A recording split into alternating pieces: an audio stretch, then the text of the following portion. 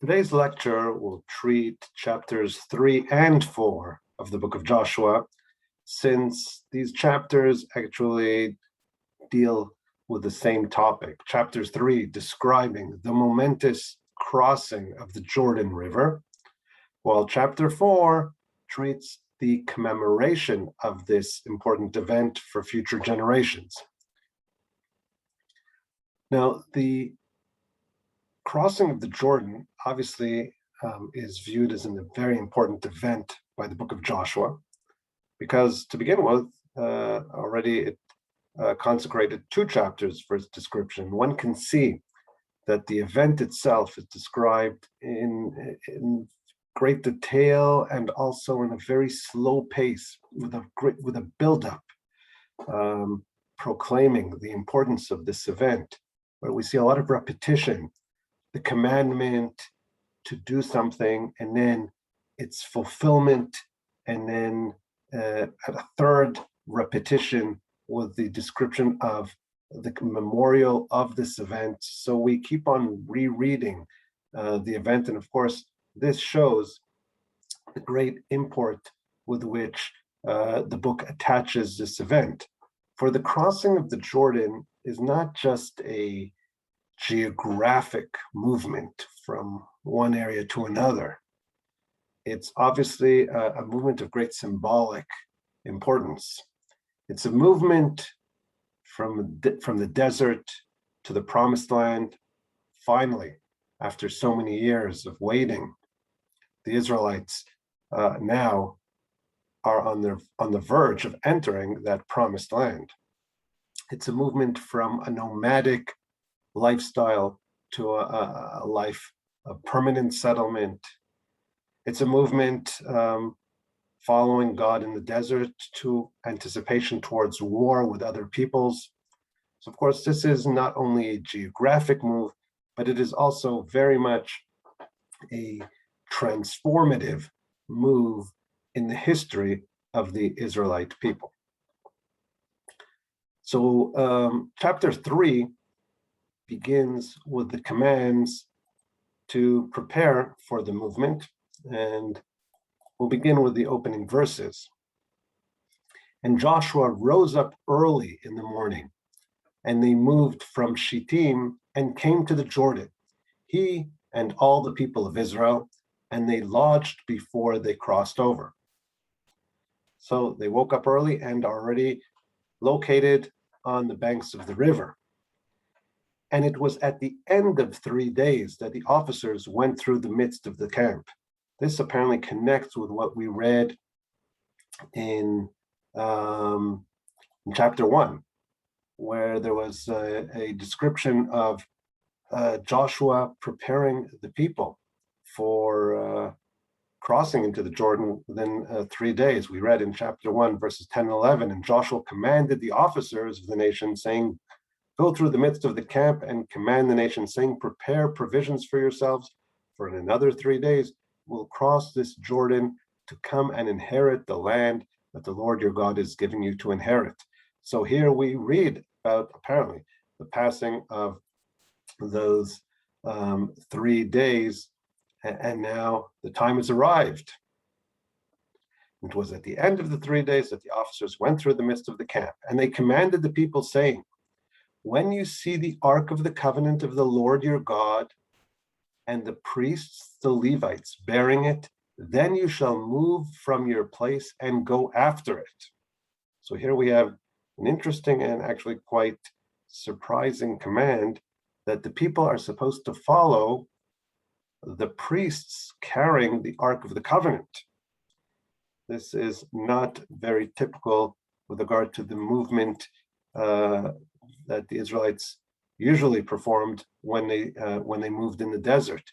If we check out the normal movement, we see that usually the Israelites did not move following the Ark of the Covenant, but rather the Ark of the Covenant was located within the camp, in the midst of the camp. Here, let's take a look at the book of Numbers, where we have a description of the movement of the Israelite camp. This is the book of Numbers, chapter 10, Ark of the Lord and the travels. So we'll read, the children of Israel traveled on their journeys from the Sinai desert, and the cloud settled in the desert of Paran. This was the first journey at God's bidding through Moses. The banner of the camp of Judah's children traveled first. So we see, and I highlighted in green the movement. So we start off with Judah, and then Issachar and Zebulun. And then we're informed after these three tribes moved, then the tabernacle was dismantled. And the sons of Gershon set out together with the sons of Merari who carried the tabernacle. So they dismantle and they start carrying the tent, and then the banner of the camp of Reuben set out. So the second set of tribes led by Reuben and Shimon and Gad, and only following that second batch of three more tribes, the Kohathites, sons of Kat, who carried the holy equipment, set out. So then they took the holy articles from within the tent of meeting. And then the next six tribes, first with the banner of the camp of Ephraim and so forth. So the normal typical movement was that smack in the middle of the 12 tribes were the Kohathites, who would carry the holy artifacts, right? The ark and the menorah and the table, etc., with them in the middle, protected from behind, from before and behind. That was typical. We have an exception, though, when they move for the first time. It's interesting. In the continuation of that chapter, from verse 33, we read, they traveled the distance of 3 days from the mountain of the Lord, and the ark of the Lord's covenant traveled 3 days ahead of them to seek for them a place to settle. The cloud of the Lord was above them by day when they traveled from the camp. So it was, whenever the ark set out, Moses would say, arise, O Lord, may your enemies be scattered, and may those who hate you flee from you. So we see here that actually in the first movement from Mount Sinai, the Ark of the Covenant did move ahead to seek a campsite for the people. But the normal, typical movement, and this is according to a lot of the commentators, including the Italian Jewish Sforno and before him, the Spanish Jewish Ibn Ezra, who think that the typical movement was Judah leading 3 tribes, and then another 3 tribes led by Reuben, and then only afterwards the holy vessels. There was an exception in the first movement. This is considered an exceptional movement. And now if we return back to our verses, something very interesting can be noted, because once again here, the ark is supposed to move ahead. So we can basically say that the first movement from Mount Sinai and perhaps the last movement upon entry into the land of Israel were aberrations in that they were led by the Ark of the Covenant, where typically the Ark of the Covenant would be stationed in the middle, protected from all sides. What's the significance of these different forms of movement led by the Ark? Well, we can see the first movement from Mount Sinai and the last are led by the ark, and maybe that's symbolic of the totality. That when the opening movement from the mountain, the last movement into the land are led by the ark, maybe the significance is that we should see the whole movement as being led by the Ark of the Covenant, namely by God, right? As if who dwells above the ark, and so this is like a symbolic kind of a statement that the whole movement of the Israelites throughout all those years of travels in the desert was actually led by God. Okay, so they go after, they're commanded to follow the ark and start moving. But note then, there is also an additional piece of instruction here. Verse 4, but there shall be a distance between you and it, just 2,000 cubits by measure. Do not come near it, that you may know the way by which you will go, for you have not passed this way before. So on the one hand, the Israelites are commanded to follow the Ark of the Covenant. The Ark of the Covenant leads the people, but on the other hand, they have to keep a distance away. So this might be just practical so that they will know, they're able to follow. Nobody will slide ahead But there also seems to be symbolic, I think, significance to this commandment. We can see here perhaps like that delicate balance in the Israelite attitude towards God. On the one hand, God is close and we follow. He leads the camp, so he's part of the camp. But on the flip side, one has to remember he's God, and therefore one has to also keep some distance away, if you will. This can be viewed as like a balancing between the command to love God and feel close to God on the one hand, but also to fear God and hence also keep a distance from him. The following couple of verses, 5 to 7, have additional instructions directed towards the people. As I read them, see if they may remind you of another event found in the Torah, for those who may be familiar. And Joshua said to the people, "Sanctify yourselves, for tomorrow the Lord will do wonders among you." So the people now have to prepare. This probably involves purifying themselves. And Joshua said to the priests, saying, "Carry the Ark of the Covenant and pass before the people." And they carried the Ark of the Covenant and went before the people. And the Lord said to Joshua, "This day I will begin to make you great in the sight of all Israel, that they may know that as I was with Moses, so will I be with you."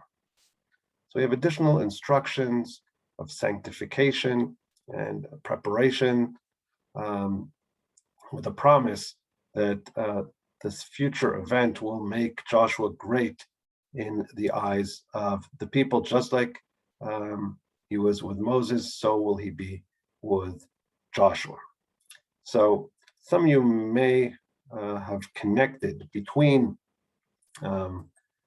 these instructions and this description of the beginning of the movement towards the crossing of the Jordan and another famous event which occurred, well, about 38 years prior, and I am referring to the events described in the book of Exodus, the revelation at Mount Sinai. So let's read and note the similarities and then try to understand the significance of this. So I'm reading from Exodus chapter 19.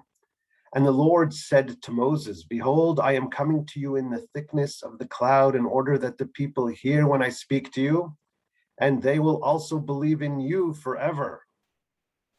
So here we already have a purpose behind this great event and appearance of God, and that is to make Moses great in the eyes of the people so that they will always believe in him.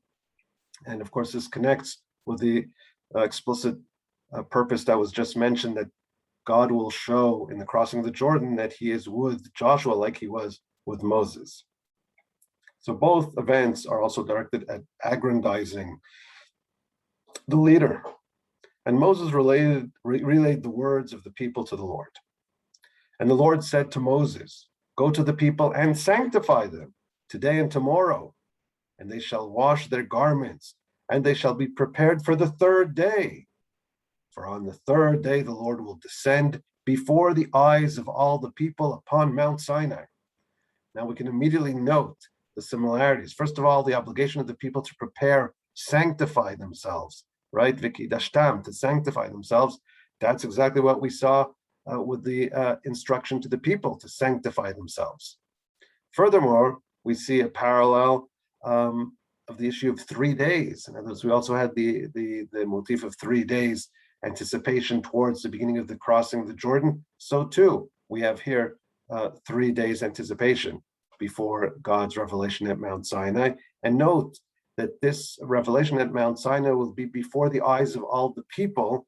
In other words, before the people, similar to the description in relation to the miracle of the crossing of the Jordan, which will also be before the people, and the people will know that God will is among them, because he will do wonders among you, bekir bechem, In other words, this is a situation where these miracles will occur before all the people, in the sight of all of the people. So we go back to Exodus. They're instructed to prepare themselves, and God will appear on the mountain, upon Mount Sinai. And notice here, and you shall set boundaries for the people around, saying, beware of ascending the mountain or touching its edge. Whoever touches the mountain shall surely be put to death. No hand shall touch it, right? It's too dangerous. So we have to keep a distance. And of course, that is reminiscent of the instruction to keep a distance from the Ark of the Covenant. So too, they have to keep a distance from the mountain as God appears. We'll continue to verse 14. So Moses descended from the mountain to the people, and he sanctified the people, and they washed their garments.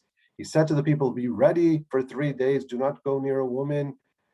It came to pass on the third day, when it was morning, that there were thunder claps and lightning flashes, and a thick cloud was upon the mountain, a very powerful blast of a shofar, a ram's horn, and the entire nation that was in the camp shuddered. Moses brought the people out towards God from the camp, and they stood at the bottom of the mountain, and the entire mountain smoked because of the Lord had descended upon it in fire, and its smoke ascended like the smoke of the kiln, and the entire mountain quaked violently.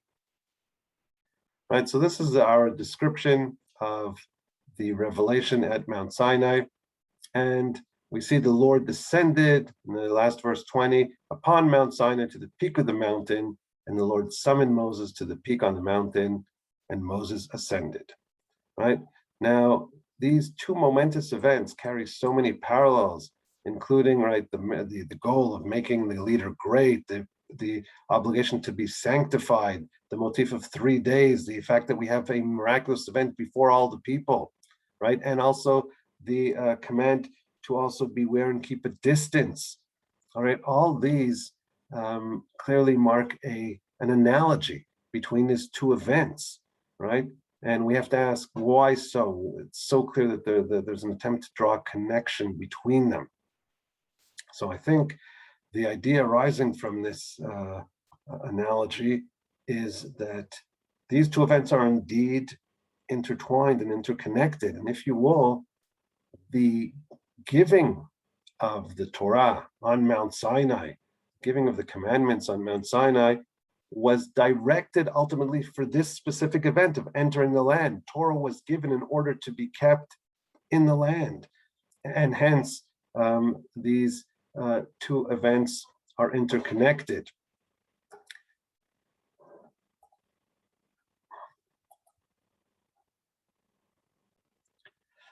The next section, verses 8 to 13, has instructions directed towards the priests who are carrying the ark, as well as a description of what is going to happen, right? Once again, we have a repetition. We have the anticipation description of what's going to happen before it actually happens, part of the buildup. And you shall command the priests that bear the ark of the covenant, saying, when you come to the edge of the waters of the Jordan, you shall stand still in the Jordan. And Joshua said to the children of Israel, come here and hear the words of the Lord your God. And Joshua said, by this you shall know that the living God is in your midst, and he will certainly drive out the Canaanites and the Hittites and the Hivites and the Perizzites and the Girgashites and the Amorites and the Jebusites from before you. We have here a list of the nations, 7 nations in the land of Canaan. And here we also have an explicit mention of one of the purposes. In addition to making Joshua great in the eyes of the people, we also have the purpose of infusing the people with confidence that God is going to be with them when they go to war and conquer the nations of Canaan. Verse 11, behold, the ark of the covenant of the Lord of all the earth is crossing ahead of you in the Jordan. This is not a very common description. Usually the ark is described as the ark of the covenant, Aron Habrit. But here we have the addition beyond the ark of the covenant of the Lord of all the earth. Adon Kol Haaretz is crossing ahead of you in the Jordan. And we'll see it's not the only time. And now take for yourselves 12 men from the tribes of Israel, a man for every tribe. And it shall be, when the soles of the feet of the priests that bear the ark of the Lord, Lord of all the earth, rest in the waters of the Jordan, the waters of the Jordan shall be cut off. The waters that come down from above shall stand in one heap. So here we have a description of what will happen. And I want to just relate to the term used for the ark of the covenant of the Lord of all the earth. This description is found only 6 times in the whole Bible, twice in the prophet Zechariah, once in Micha, another time in the book of Tehillim, and twice in our chapter. And the question is, why this non-conventional term for the ark of the covenant of the Lord of all the earth? So one may say, okay, this is just to show the power and greatness of God, but I think it's beyond that. It's also to explain the logic and legitimacy for what is about to happen.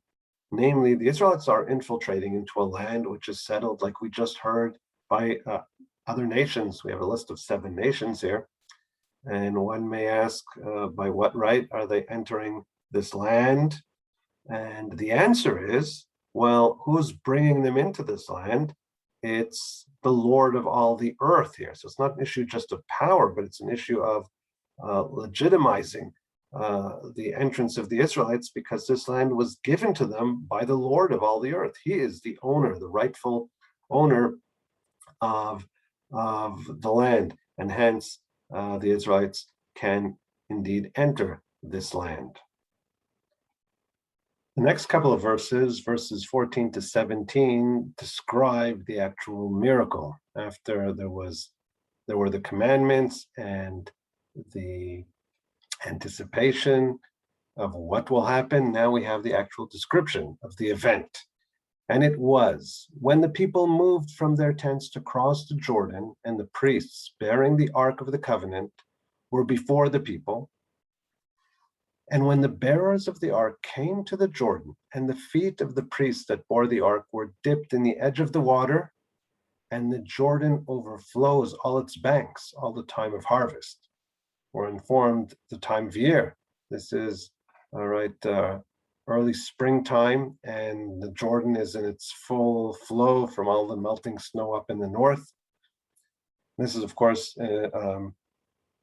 told in order to make the miracle all the greater, and also inform how it would have been a formidable task to cross the Jordan.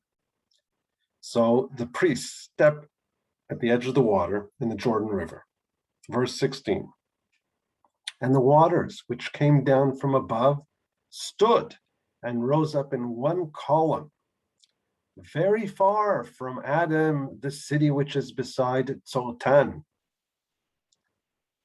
And those that descended to the sea of the plain, the Salt Sea, the Dead Sea, were completely cut off, and the people passed over opposite Jericho. And the priests that bore the ark of the covenant of the Lord stood firm, arranged on the dry land in the midst of the Jordan, and all Israel passed over on dry ground until the whole nation had completely passed over the Jordan. So we have a description of the event. The priest stood in the water, and then the water stands still. But interestingly enough, we're informed that the water stood still from quite a distance, very far from Adam, the city which is beside Sultan. Now, we have an idea about where this is taking place, and it is quite a distance. It would be somewhere about 30 kilometers or so north of Jericho. So here we can see the map. I hope you see it. and I've highlighted the location so you can see we have Jericho. This is the Jordan River, the green flowing river here, separating the eastern banks and the western banks, the mountain range. And here we have Jericho, okay? And well up north, about 30 kilometers north, we have what's called Damya, and there's a bridge to this day. It's called Gesher Adam in Hebrew, and that's probably the location, general location of Adam here, where the waters stood up in a column. So in other words, the waters stopped very north, like 30 kilometers north of where they actually crossed, next to the Jordan, next to Jericho, facing Jericho. And of course, this raises the question, why did it happen in such a manner, right? The miracle, why not have the column appear right before the people?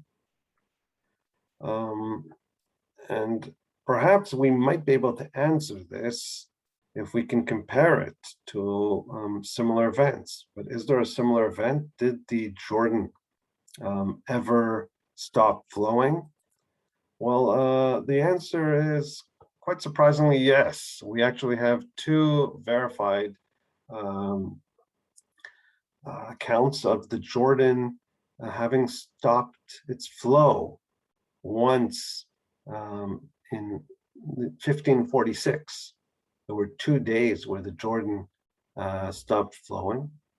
And the second time, more recently in the 20th century, 1927, the Jordan stopped flowing for about 21 and a half hours. And we know both instances, the flow of the Jordan actually stopped for a while because there were earthquakes that apparently transformed the topography and I guess caused the Jordan River to have to change route and be more circuitous. And hence, there were areas in which water did not reach for an extended amount of time, whether it be a day or even two. Could this be a key to understanding what's happening here? Well, perhaps we might be able to explain how the miracle happened. If it were an earthquake, it could be that the earthquake took place from a distance, 30 kilometers away. And the reason for that is, well, I guess maybe God did not want the people to suffer from the focus of the earthquake, and hence the event took place somewhat of a distance, and that might have caused a collapse of certain land formations, and that could have delayed the flow of the Jordan River until it overcame those changes in topography. It's just speculation, of course, but the result of this is that there was a great large piece of land which was now clear of water, right? And of course, the advantage of that is that the Israelites now can easily cross in large numbers and get to the other side.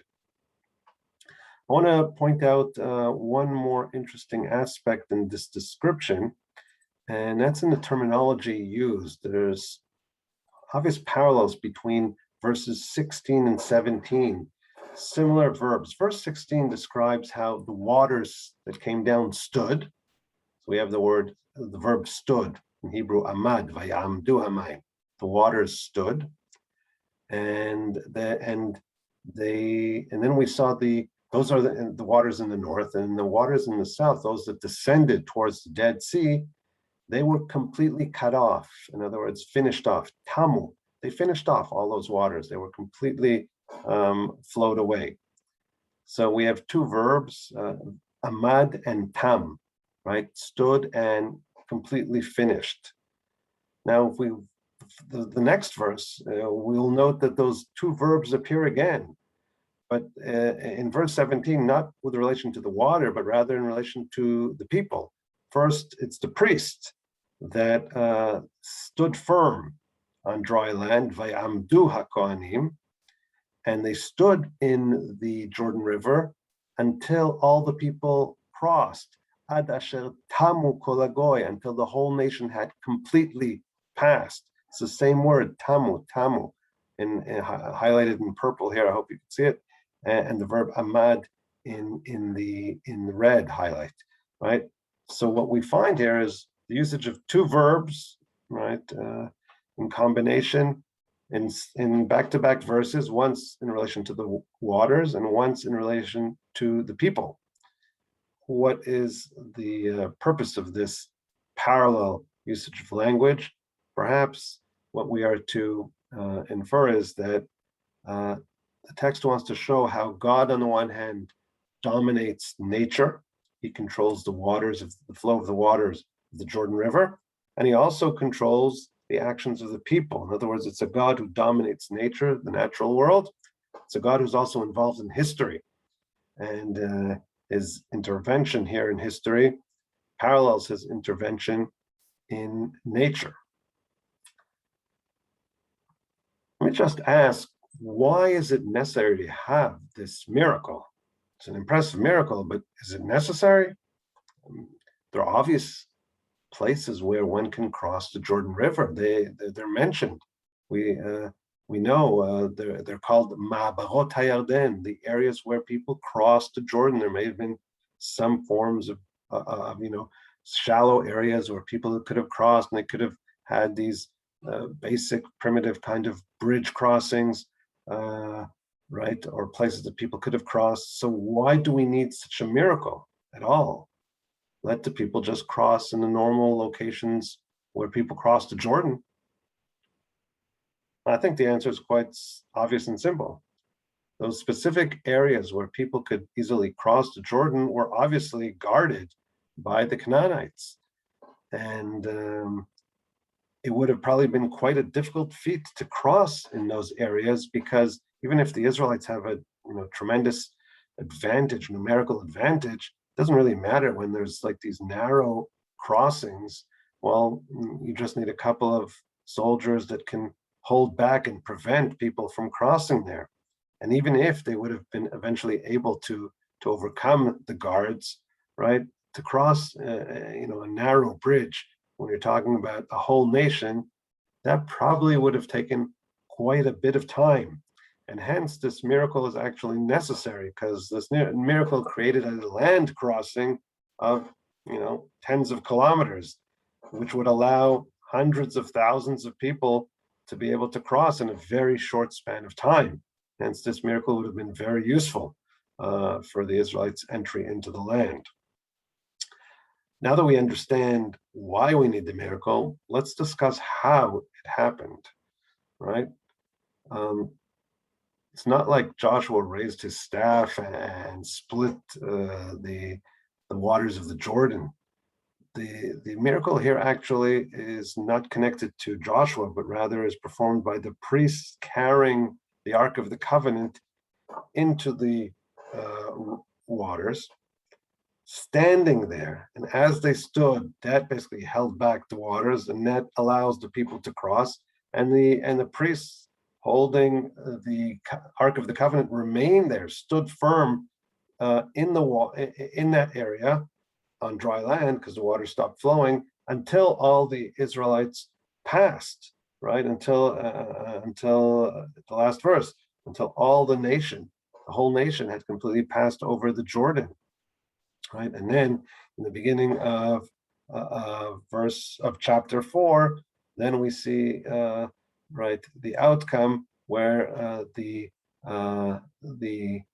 eventually the priests will also themselves leave the waters. So what we see here is that the miracle was performed by the entrance of the ark into the water. Why in such a manner? What is the significance of this, the manner in which the miracle occurred?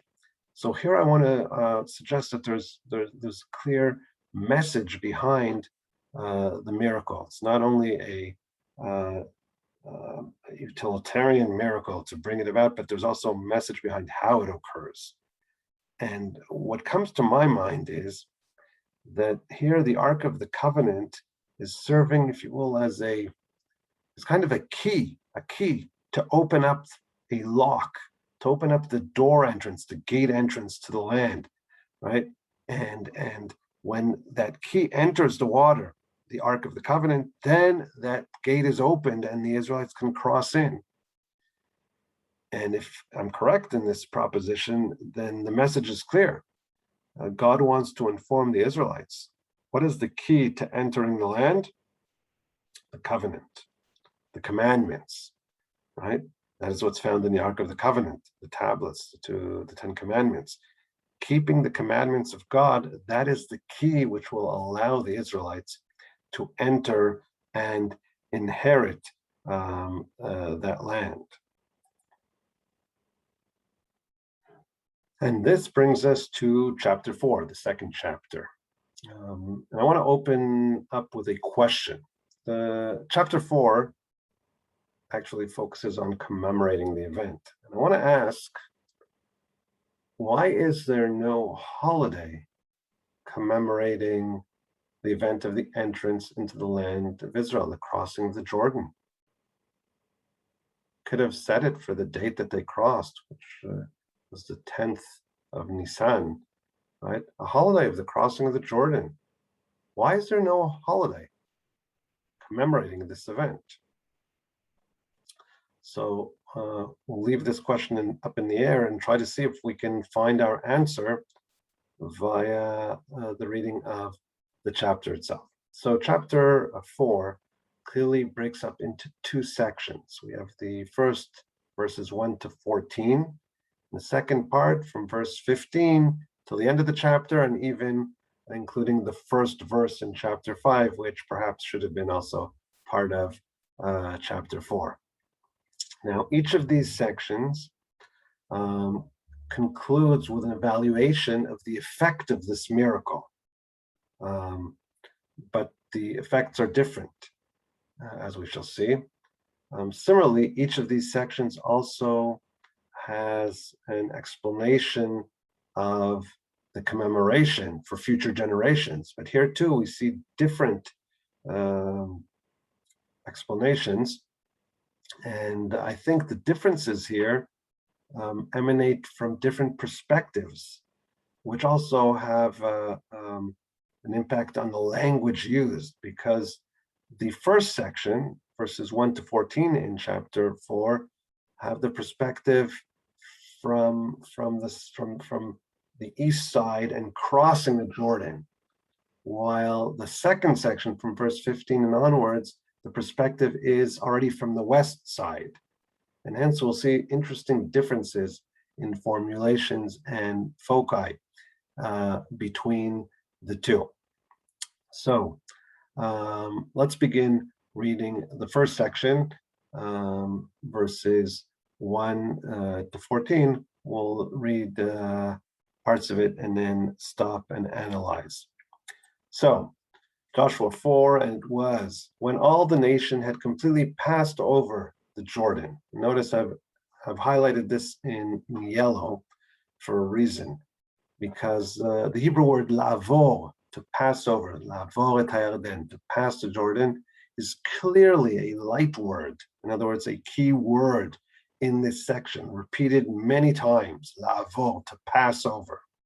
So when all the nation had passed over the Jordan, the Lord spoke to Joshua saying, take to yourselves 12 men from the people, a man for every tribe, they were mentioned earlier, and command them saying, take to yourselves from here, out of the midst of the Jordan, out of the place where the priest's feet stood firm, 12 stones, and you shall pass them over. Again, ve'avartem, that same verb, to pass over. You shall pass them over with you and leave them in the lodging place where you shall lodge this night. And Joshua called the 12 men whom he had prepared of the children of Israel, a man from every tribe. And Joshua said to them, pass before, again, Ivul, pass before the ark of the Lord your God into the midst of the Jordan, and lift up every man of you a stone upon his shoulder, according to the number of the tribes of the children of Israel, that this may be a sign among you, that when your children ask in time to come, saying, what are these stones for you? Then you shall say to them that the waters of the Jordan were cut off before the ark of the covenant of the Lord when it passed over the Jordan. the waters of the Jordan were cut off, and these stones shall be for a memorial to the children of Israel forever. And the children of Israel did as Joshua commanded, and took up 12 stones out of the midst of the Jordan, as the Lord had spoken to Joshua, according to the number of the tribes of the children of Israel, and passed them over with them, again, to the place where they lodged, and laid them there. So if we return to our question, why is there no holiday commemorating this event? The answer is because there is an alternative manner of commemoration here. Not a holiday, but rather a site commemorating this event, a site with an edifice, with the establishment of these 12 stones that were taken out of the Jordan, exactly where the priests stood.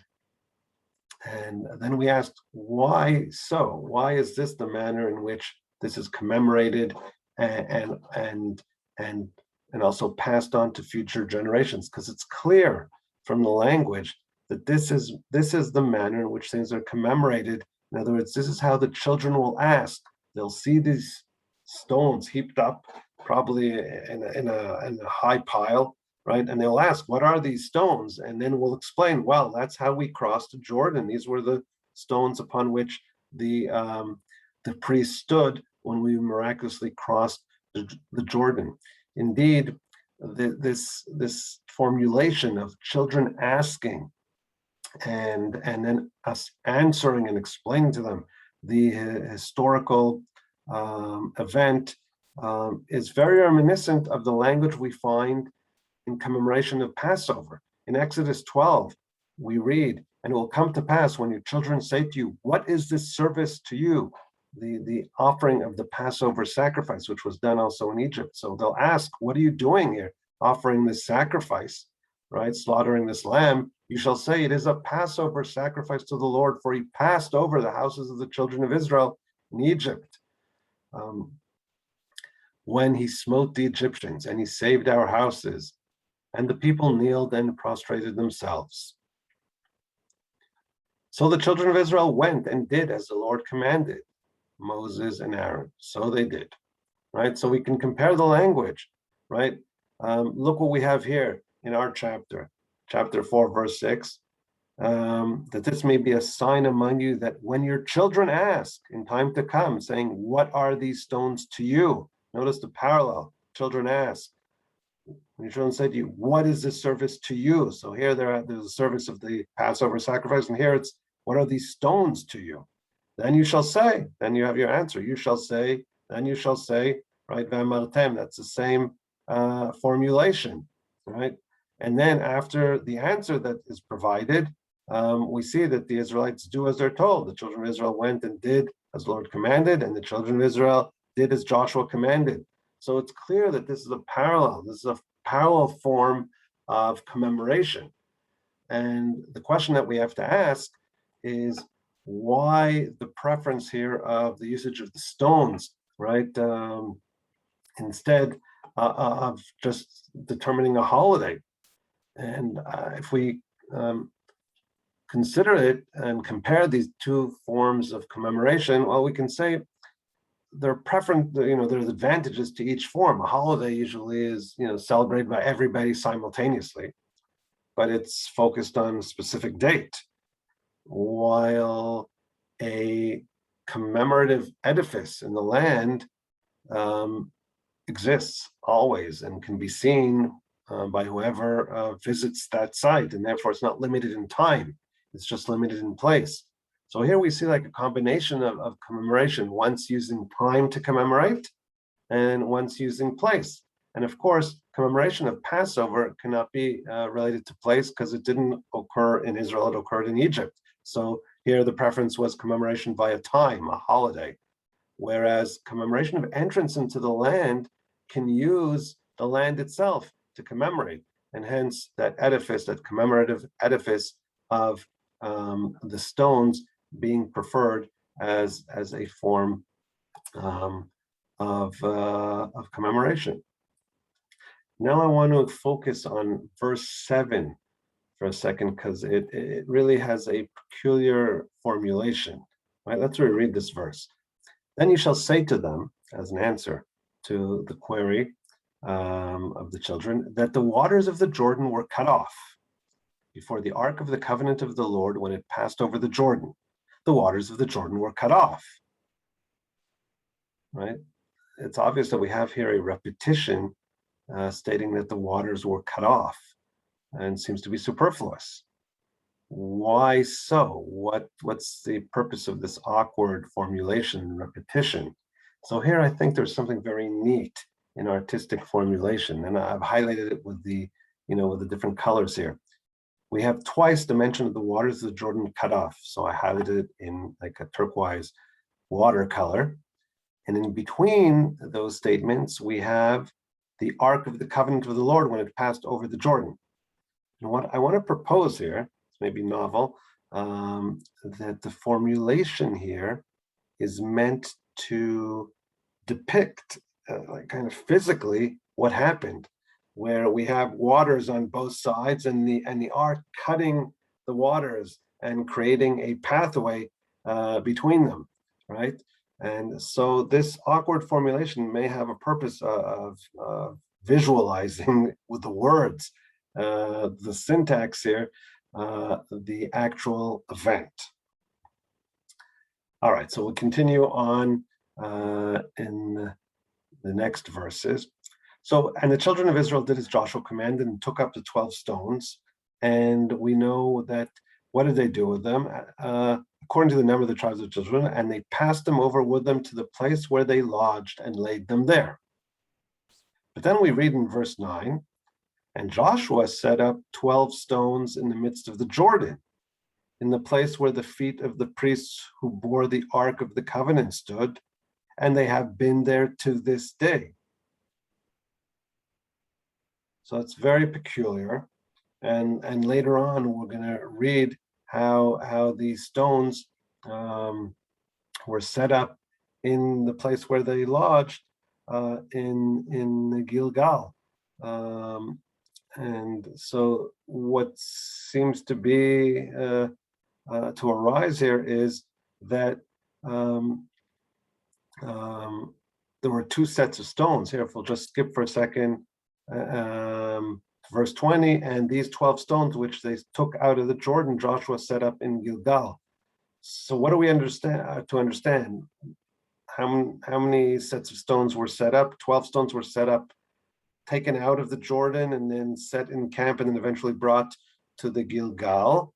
And then in verse 9, Joshua set up another 12 stones in the river that are there to this day. Scholars were really perplexed by this double mention. Some say, oh, there's really only one set of stones. They were first in the river, and then they were taken out of the river and set up.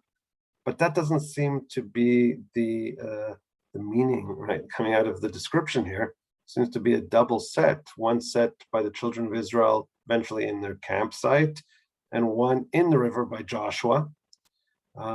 Some said, oh, maybe there were two traditions or sources that were conflated here. That's the direction that biblical critics can take.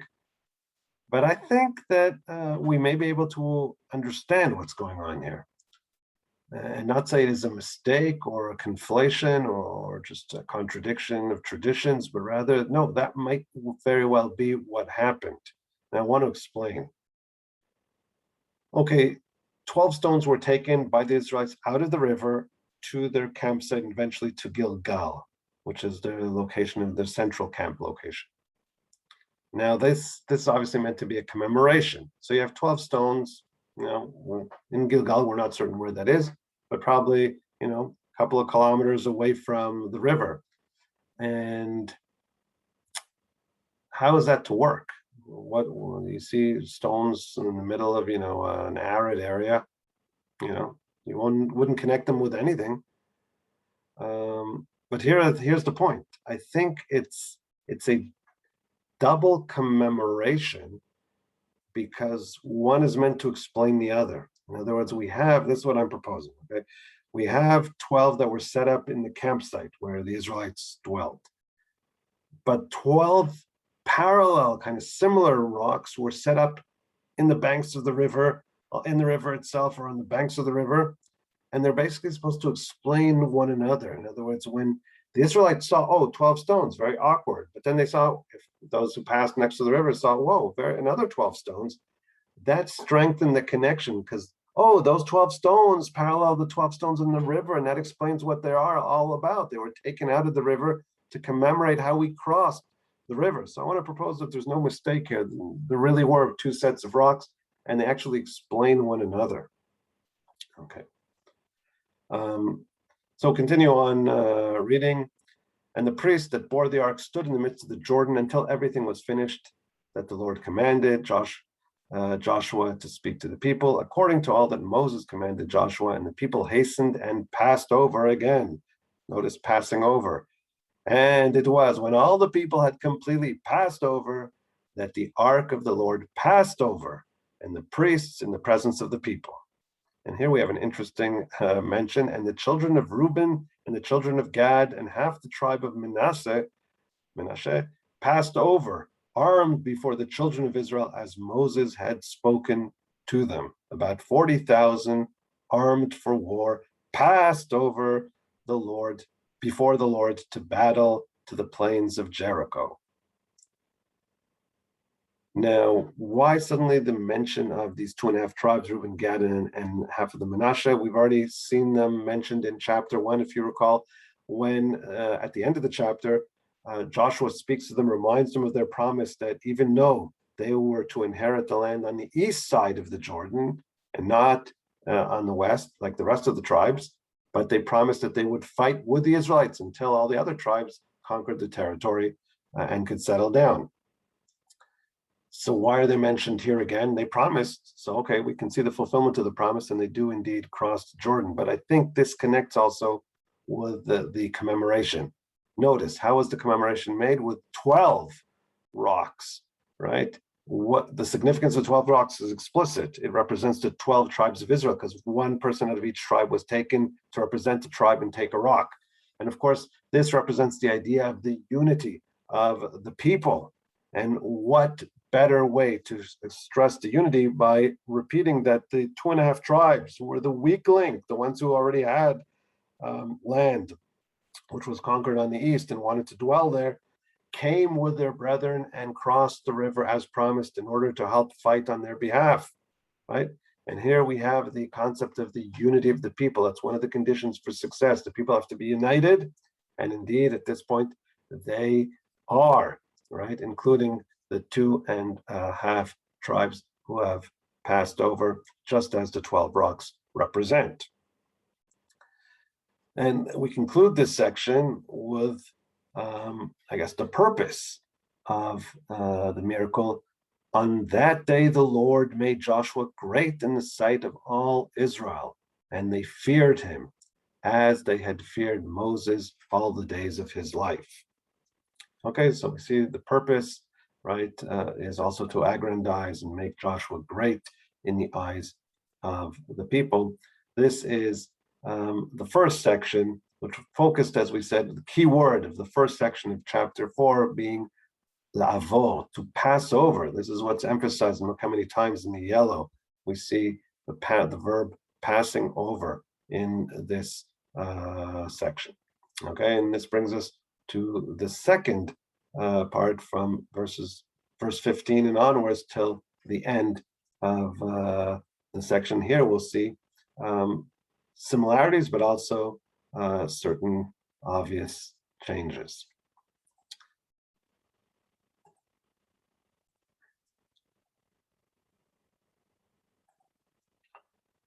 So, verse 15, and the Lord said to Joshua, saying, command the priests that bear the ark of the testimony that they come up out of the Jordan. And as you can see, I've highlighted this in green because this will be our key word in this section, right? Our key phrase, come out of the Jordan. Vaya'alu, may better translated, rose up out of the Jordan, right? Vaya'alu min hayarden. So now the priests actually come out of that Jordan valley of the riverbed, and start moving upwards. If in the previous section we had them crossing the Jordan, now they start moving out of the Jordan riverbed. And Joshua commanded the priests, saying, "Come up out of the Jordan," once again. And it was when the priests that bore the Ark of the Covenant of the Lord came up out of the Jordan, again, the same terminology, al-ka'alot mitoch ha'yarden, that as soon as the soles of the priests' feet were lifted up to the dry land, the waters of Jordan returned, vayashuvu, returned to their place and flowed over all its banks as before. So suddenly that column of water gives way and falls, and a wave rushes through as the priests stepped out. So it's as if the key now was turned, the gate is once again locked, right? And the waters continue flowing as was before. And the people came up out of the Jordan again on the 10th day of the first month and encamped in Gilgal in the east border of Jericho. And these 12 stones which they took out of the Jordan, Joshua set up in Gilgal, like we read. And he spoke to the children of Israel, saying, when your children ask their fathers in time to come, saying, what are these stones? We have a repetition now of the commemoration, the purpose of the commemoration. When the children again asked, like we saw in the previous section, then you shall let your children know, saying, Israel came over this Jordan on dry land. For the Lord your God dried up the waters of the Jordan from before you until you passed over, as the Lord your God did to the Red Sea. And soon we'll relate to this parallel with the miracle of the Red Sea, which he dried up from before us until we passed over, that all the people of the earth might know the power of the Lord, that it is mighty, that you might fear the Lord your God forever. And it came to pass when all the kings of the Amorites who were on the side of the Jordan westward, and all the kings of the Canaanites who were by the sea, heard that the Lord had dried up the waters of the Jordan from before the children of Israel until they had passed over, that their heart melted, nor was there spirit in them anymore because of the children of Israel.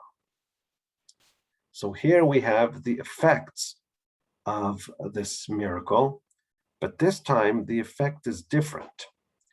The focus here is on the peoples, right? In verse 24, the last verse in chapter 4, that all the people of the earth might know the power of the Lord, leman dat. So the purpose is here to aggrandize God in the eyes of all the people of the earth. And then right away in the following verse, 5:1, we see the mention of the fear and lack of hope, right? That this miracle brought about amongst the dwellers of the land, right? Their hearts melted, echoing what we heard in the words of Rahab, who said that their hearts melted and nobody has power to fight against you. So this just exacerbated the situation. And we can understand why, because let's say the people of Jericho, or all those who were, in trepidation of the oncoming Israelites, they had one hope. What was their hope? Well, they were in the right season, spring season, full riverbanks, water flowing. They have one defense, and that's the natural border, the Jordan River.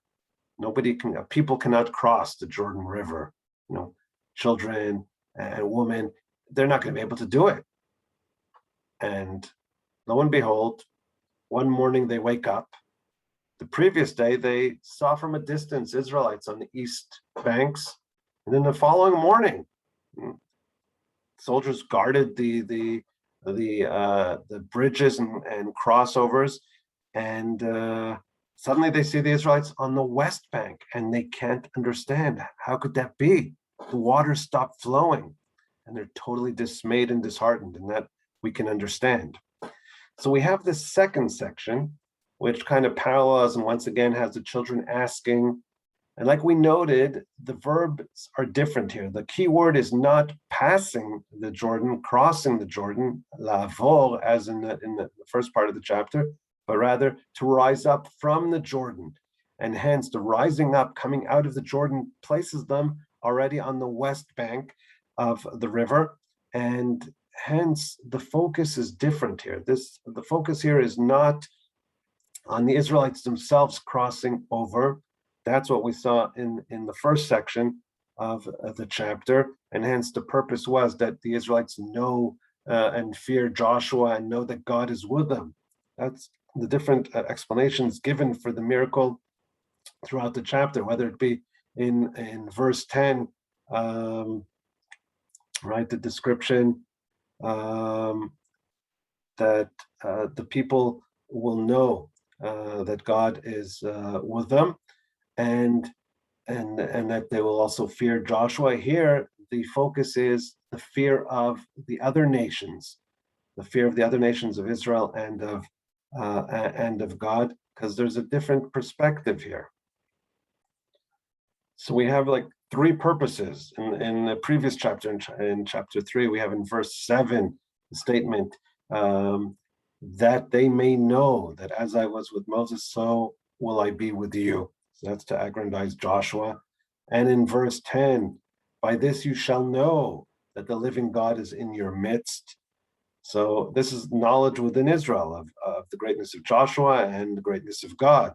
But now in our chapter, where the perspective has changed, it's not only that the Israelites know and Joshua be acknowledged as the leader, but it's that all the people of the earth might know. And hence, we see here, the Israelites have entered the west side, the promised land, and now the perspective has changed and is focused on the dwellers of the land. Now we saw that the verse itself made a comparison, right? When we explain the commemoration, we said that the Lord dried up the waters of Jordan as the Lord your God did to the Red Sea, right?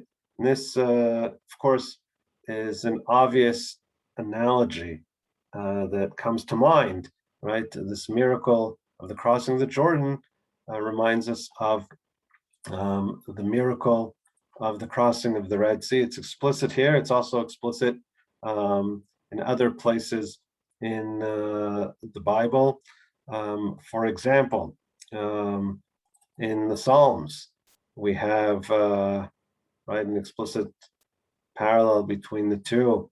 The famous Psalm 114, when Israel left Egypt. So we have the description of the miracles. The sea saw and fled, the Jordan turned backward, right? So the verse itself in the Psalms parallels between the two miracles, obviously two miracles related to the bodies of water and passing these bodies of water.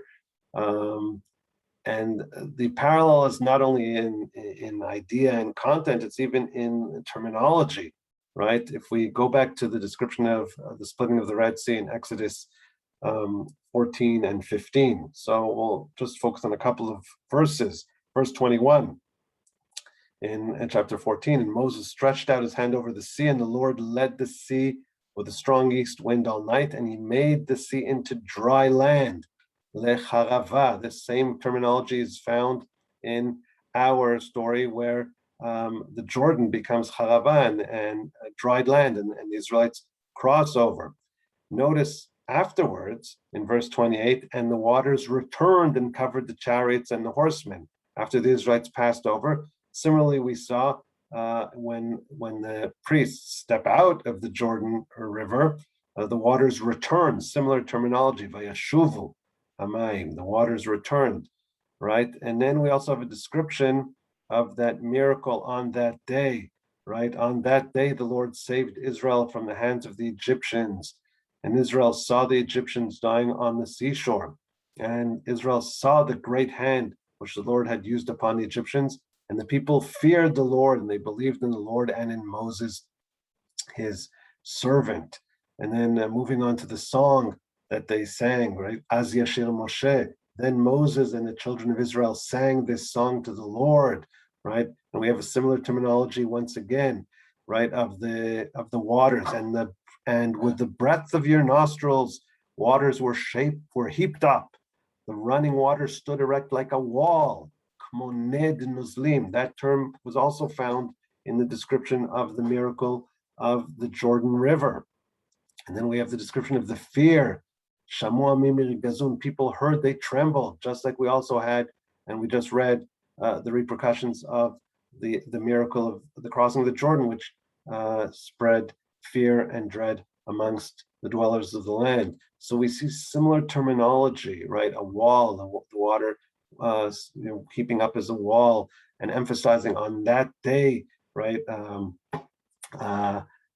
God really made Moses great, and all feared him, just right as we saw with regard to Joshua, that on that day there was a miracle, and then everyone feared, and Joshua became great in the eyes of.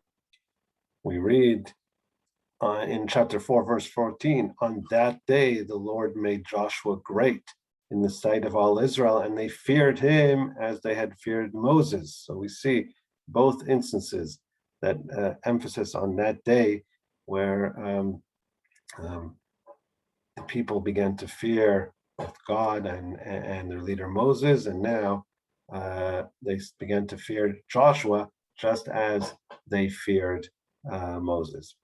So this analogy is obvious, and it begins an extended analogy between Moses and Joshua. What can we learn from this analogy? Well, basically, Joshua is following in the footsteps of Moshe, of Moses, and indeed, God has made an effort to convince the people that he will be with Joshua and with them as he was with Moses and with the people. Because if we recall, the book opens with great concern over the leadership of Joshua. Will God be with Joshua as he was with Moses? Will God continue being with the people? And a first and primary purpose of this miracle was indeed to show that God is with Joshua, God is with the people, and this, of course, strengthened the conviction of the people and also prepared the way for the future conquest of the land by striking fear in the hearts of all the dwellers of the land of Canaan.